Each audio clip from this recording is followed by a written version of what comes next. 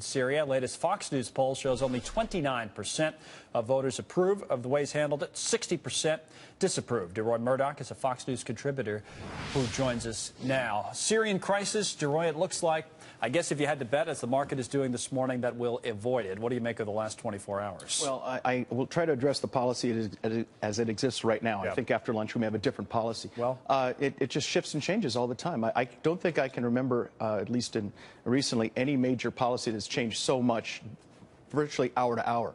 I mean, 24 hours ago, we were preparing for a vote on possibly going to war, and then Secretary Kerry made some comment about possibly allowing the chemical weapons to be under international inspection, and then Vladimir Putin writes the rescue, and then we hear today that maybe we'll have a diplomatic settlement, but yet President Obama is going to come on tonight and still ask Congress to approve military strike. So the vote may not happen. So who really knows what the policy is? It's as if the administration, though, is trying to now act as if this dual strategy, both diplomacy but still moving ahead on potential military action, was part of the whole plan all along.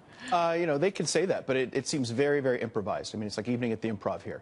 I mean, even last week when we had, again, John Kerry come out and say, basically, bombing begins in 5 minutes. That was the essence of the speech on August 30th.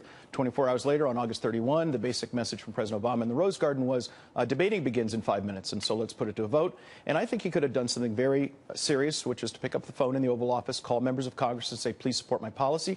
Instead, he and Vice President Biden took off to play golf, the 141st round of golf of his presidency. That didn't send any kind of a message of steely resolve or grim determination. So what do you think he'll say tonight? Is the market essentially right in the bet that the military conflict, at least in the near term, will not happen in Syria, and for whatever reason, whether they backed into it as John Kerry by accident or whatever, we'll avoid it here with this deal between the Russians and the Syrians? Again, we'll see what happens this afternoon. I suspect what he might say is, look, this is important to have this diplomatic opportunity, but if things don't go well, we need to be able to have the backup of a military strike if that's what it needs to be, and so let's hope Congress approves that. But again, that's sort of a very mixed message, I think. We're flashing it. It's an AP report saying that, citing a source, that President Obama has agreed to UN discussion on Russia's proposal for Syria's chemical weapons. UN discussion could go on for months. That doesn't mean it'll be settled by this time tomorrow. Or the end of the week. UN discussion could go on and on and on and on, as Iraq discussions do. Kind of taught us that for years, going back and forth about what was going to happen there. So. I mean, you know, Assad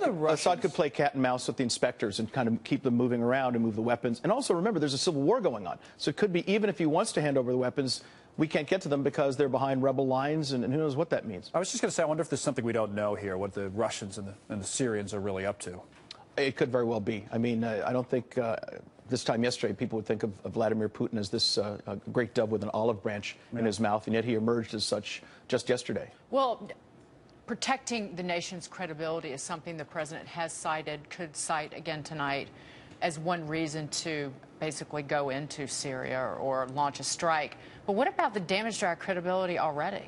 Oh, I think it's terrible. Is the damage done? I think the damage is tremendous. I think the reversals and vacillations we've seen already have been very damaging. I think there's an unsettling sense of unseriousness about Obama on foreign policy. I mean, in addition to everything we've seen here, we learned from Reggie Love, one of his confidential assistants, that during the bin Laden raid, he actually left the Situation Room and went to play cards with his advisors. About a year ago, during the UN General Assembly, he met with exactly 0 heads of state, even though Prime Minister Netanyahu of Israel was begging, please meet with me, sir. Instead, he took time to go and appear with Whoopi Goldberg on The View. So I think he's been doing a lot of damage to U.S. credibility as long as he's been president. The less we give him to do, the better. All right, for now, DeRoy Murdoch, thanks a lot. We always appreciate it. Thank you very much.